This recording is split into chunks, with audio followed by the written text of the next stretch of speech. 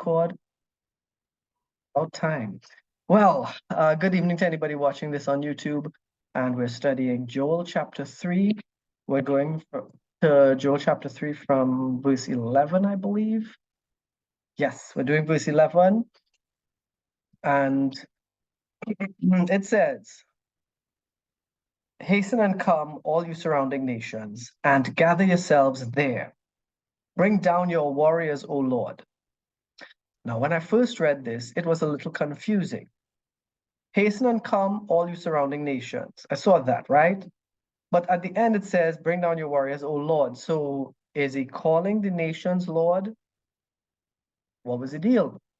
Here, God is talking. And again, if you remember, this little section is what God is speaking. Instructions, clear instructions that he's giving. Right? Sorry.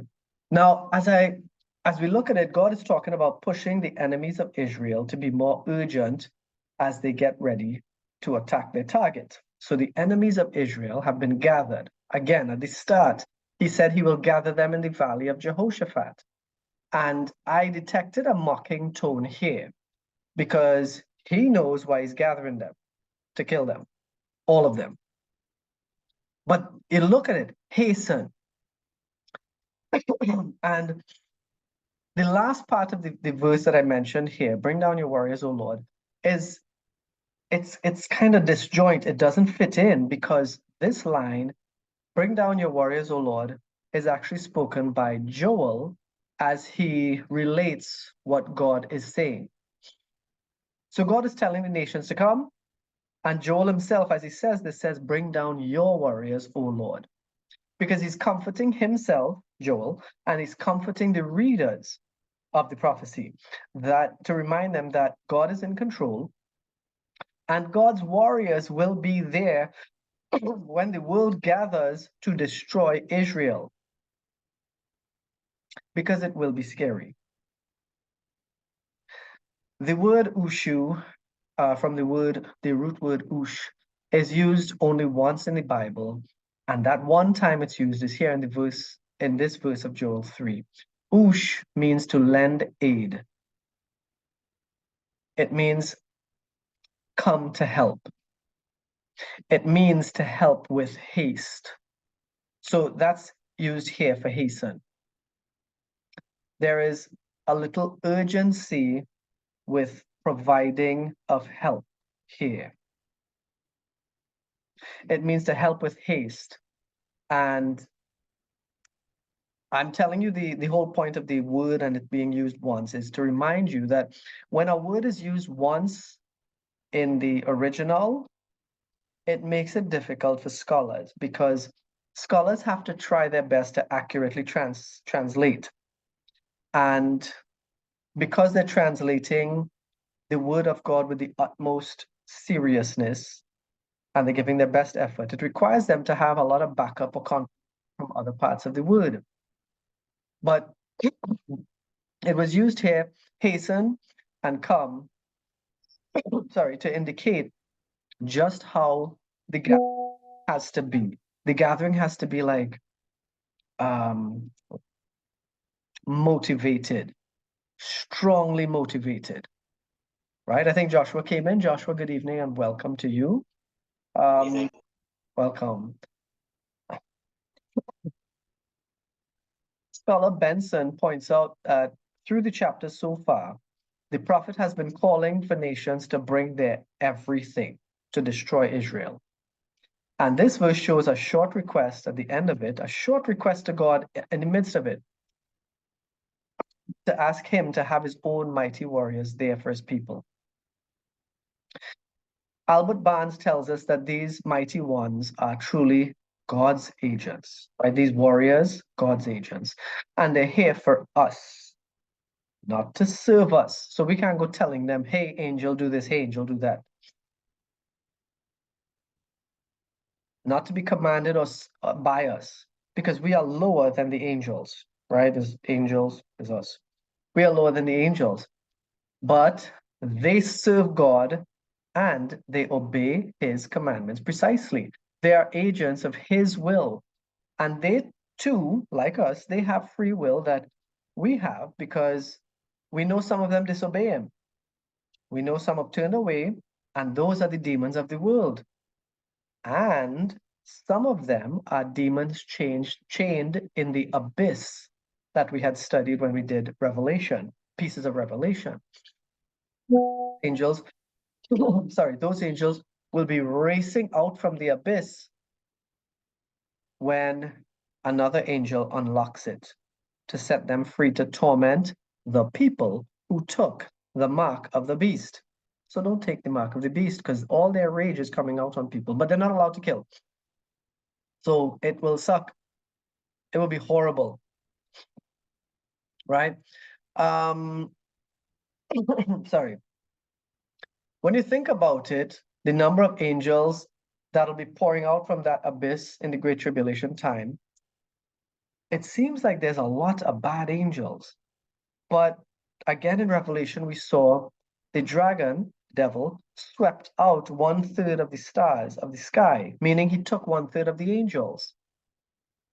So just as many evil angels as we see and demons in action and demons locked in the abyss still to come out, there are 2/3 of the angels up in heaven with God or here working for God. So twice as many bad angels are good. And they're on our side. Mind you, we don't need a single angel because God is all powerful, right? But God, in his wisdom, he created the angels, he created us. There are some verses to confirm angelic fighters that I had pulled. Let's check them. So, oh, yes, there's some point to this. Psalm 103:20. Bless the Lord, O you his angels, you mighty ones who do his word, obeying the voice of his word. I actually had wanted this in NLT. If I can get NLT today. You know what? Let me see if I can get it in the code.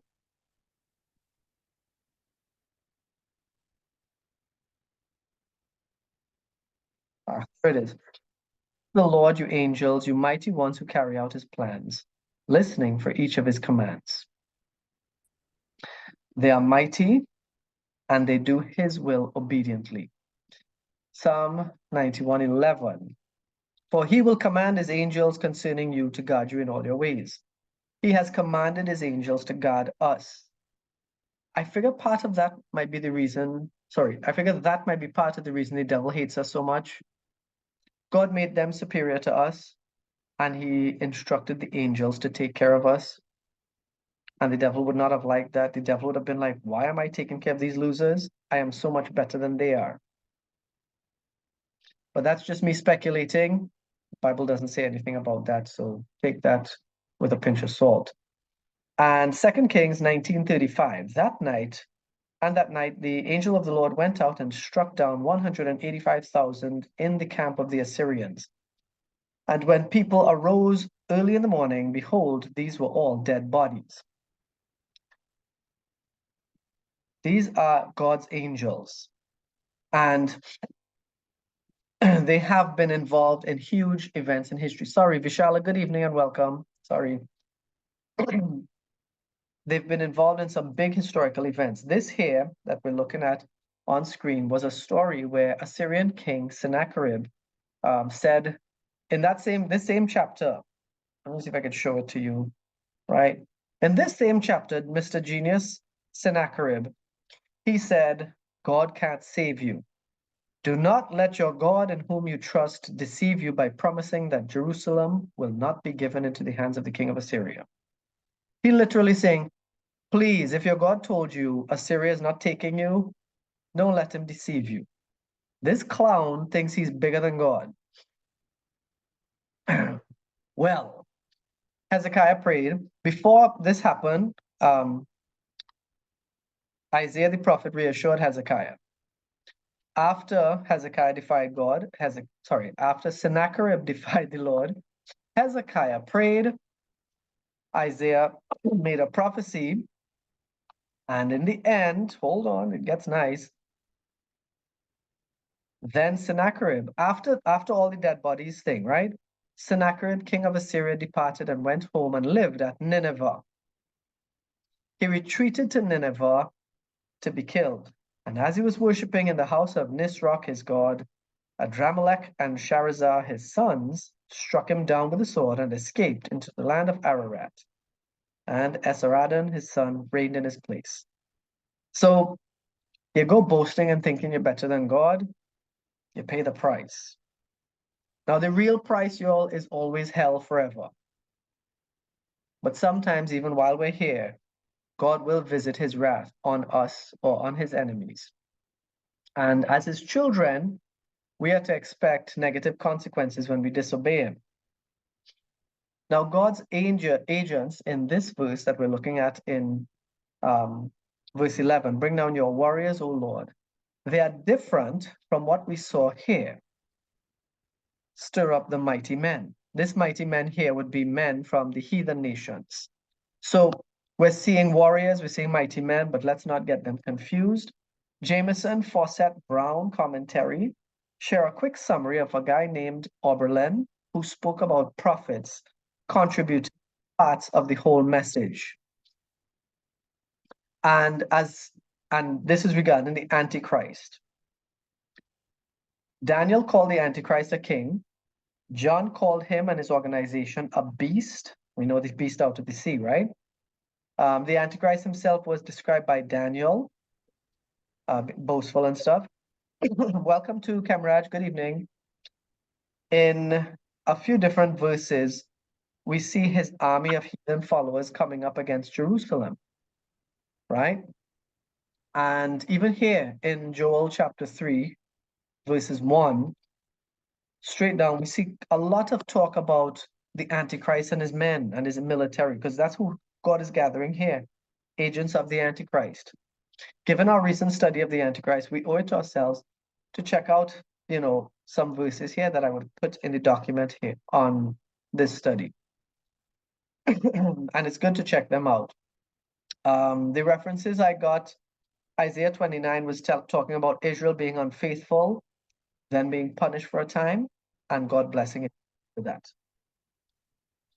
The punishing time going to be for the Great Tribulation in that, right?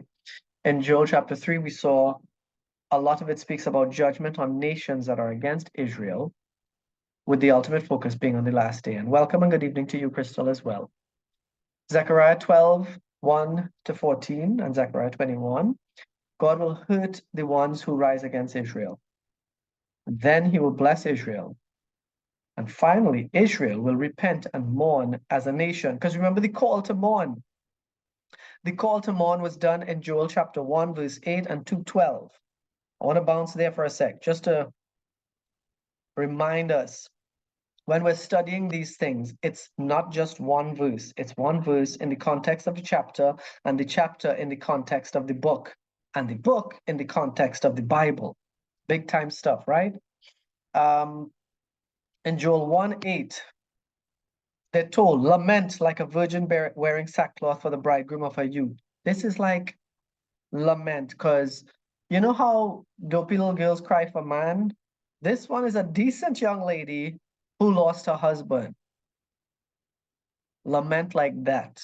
This is what he's telling Israel, because Israel, you have sinned. You've turned away from God hard. In chapter 2, verse 12, yet even now, declares the Lord, return to me with all your heart, with fasting and weeping and with mourning. There's no messing around. When we are truly convicted in our hearts of the sin in our lives that we loved, the sin that we lived in, it's a whole real soul-scorching mourning that we will truly do. And that's what happened to Israel time and again over history. And remember, everything we're talking about here with the end times, all of that in the past was small previews of what's to come. So as bad as it was for Israel, it will get worse. October 7th, when Hamas stormed to rape and kill the hostages that are still with Hamas right now, it will be worse than that for Israel and for the children of God. Okay, when the Antichrist takes over. Let's jump to verse 12 now. Let the nations stir themselves up and come up to the valley of Jehoshaphat, for there I will sit to judge all the surrounding nations. The assembled nations here are now going to face trouble as God sits to judge them. Again, in this, if we looked at the King James Version, we'll notice something. Let me go to King James.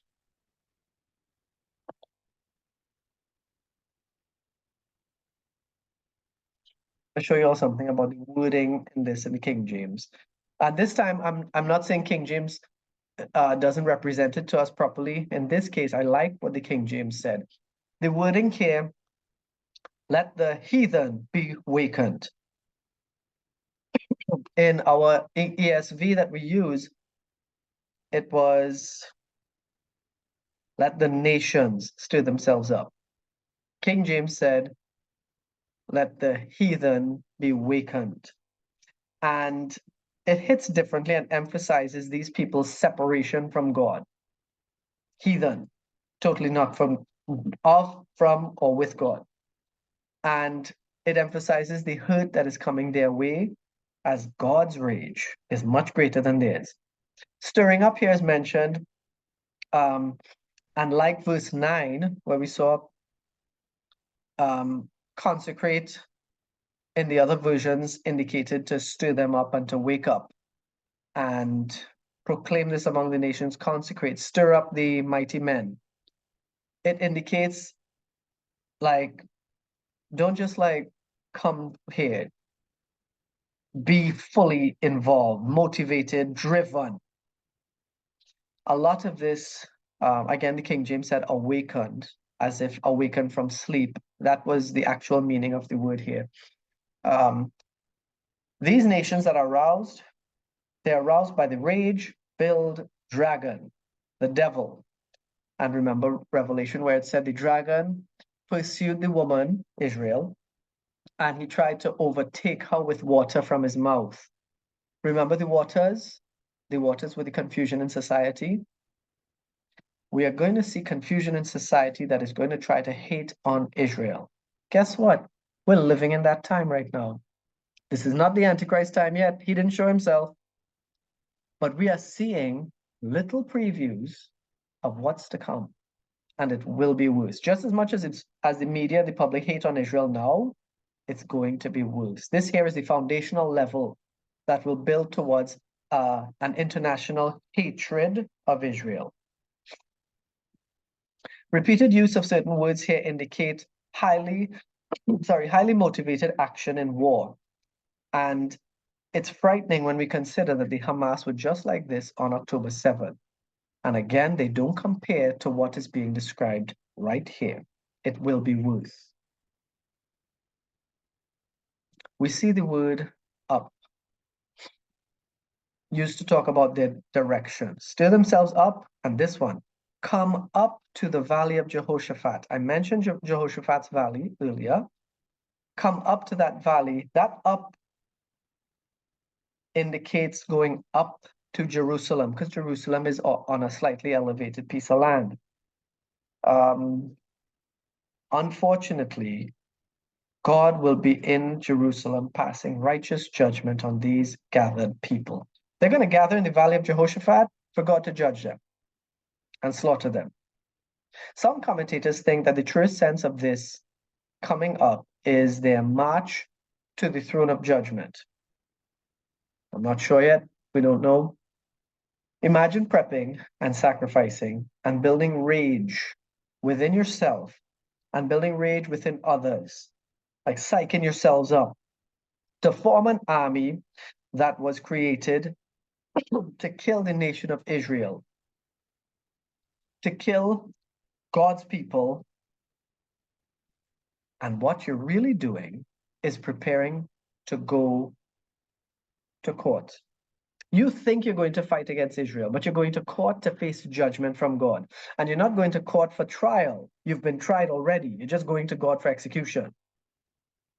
But in your dumb self, in your rage-filled, blind self, you're raging thinking you're going to fight Israel and kill them.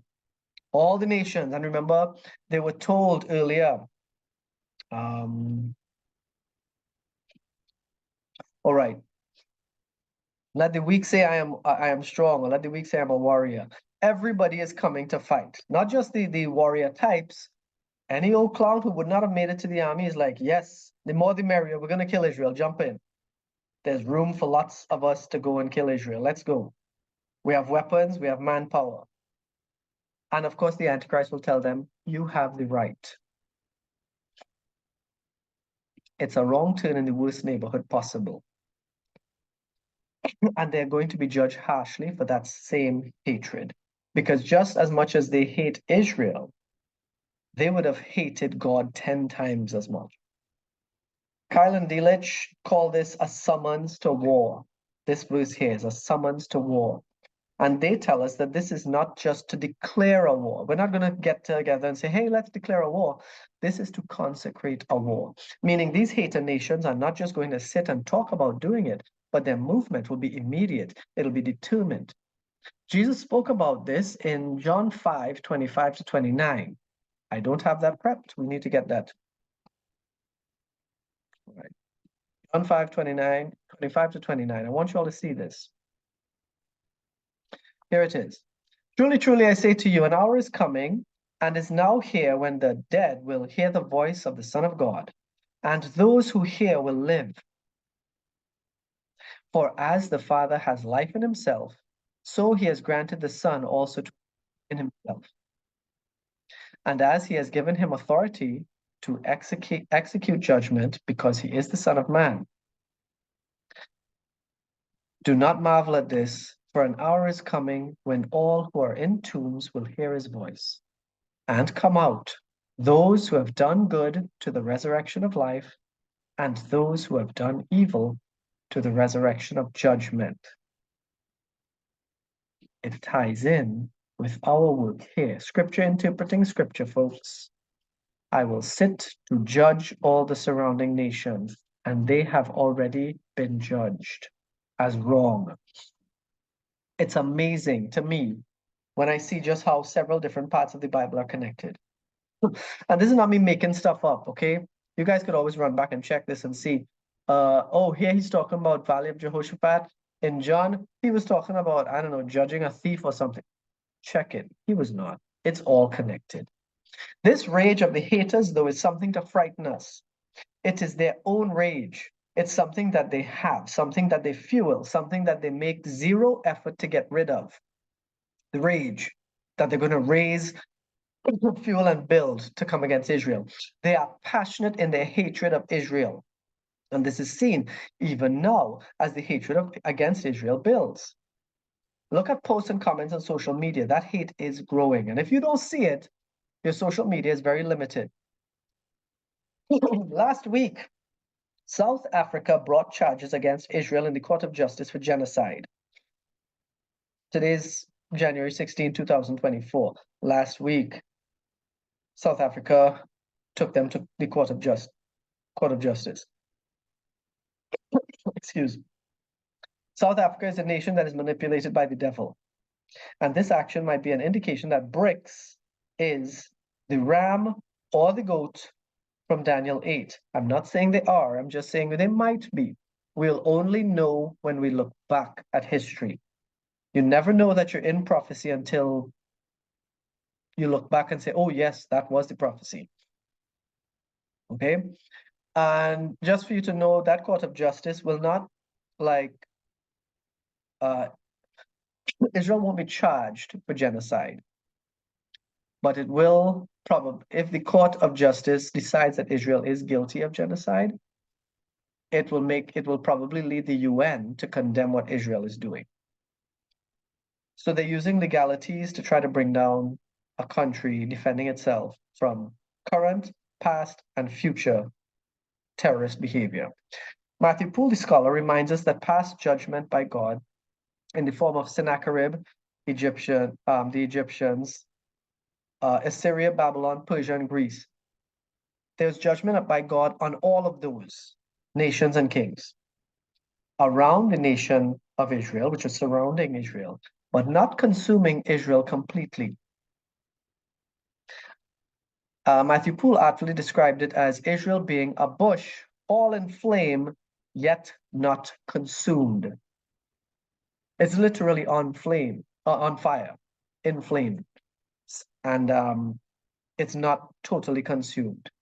This description really does justice to the numerous times that Israel went whoring and was punished with conquest and oppression. It's something to behold that even when annihilation was the plan, annihilation never succeeded.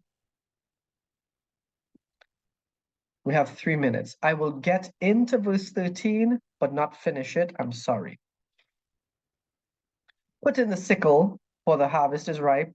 Go in, tread, for the winepress is full. The vats overflow, for their evil is great. Y'all know what a sickle looks like?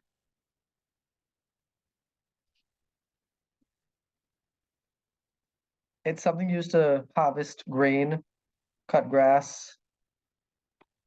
Picture of a sickle. I did this on the other computer. This is what a sickle looks like. I'll have one of these in the document. It's a curved blade. The inner part of the blade is a sharpened part, and it's serrated.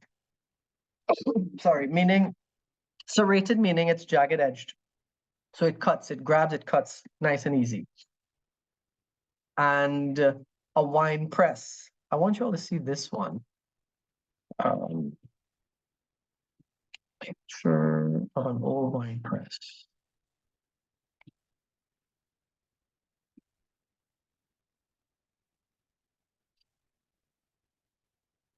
I have one for y'all in the docs that I already found, but I can't find the one that can bring it to you.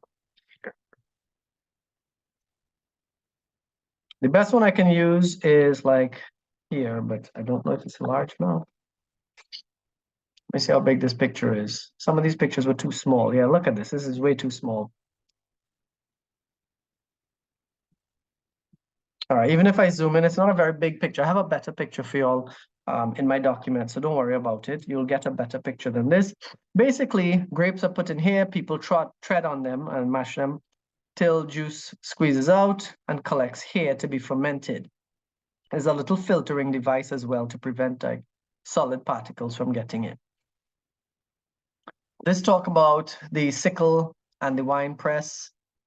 The picture I have for you will show you the uses of different parts. God is talking about harvesting grain and wine in abundance because in Joel chapter 3, the vats overflow, the harvest is ripe, the wine press is full. The last line says, for their evil is great.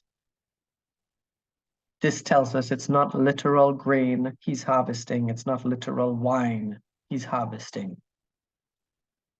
If we look at the preceding verses, there's an instruction to proclaim to the heathens from 9 to 11. Proclaim this among the heathens. Verse 12 is God speaking of his place in this scenario as the judge. And if we look beyond that, there is talk of judgment and the glorious future of Judah. Judgment, the Lord roars from Zion, and the glorious future of Judah. This verse that we are looking at here, verse 13 now, is speaking about carrying out the judgment. The sickle and winepress indicate the violence on masses of people. The image of the winepress creating grape juice for winemaking parallels the bloodshed that will occur when we think about all those worldly armies gathering for their own slaughter at God's hand. God is truly making great preparation for this. I'm going to stop there. All right. So to everybody watching on YouTube, thank you very much for taking part in this. We'll see the rest of verse 13 and continue the study of Joel chapter 3 in our next episode. I totally need to cut this off.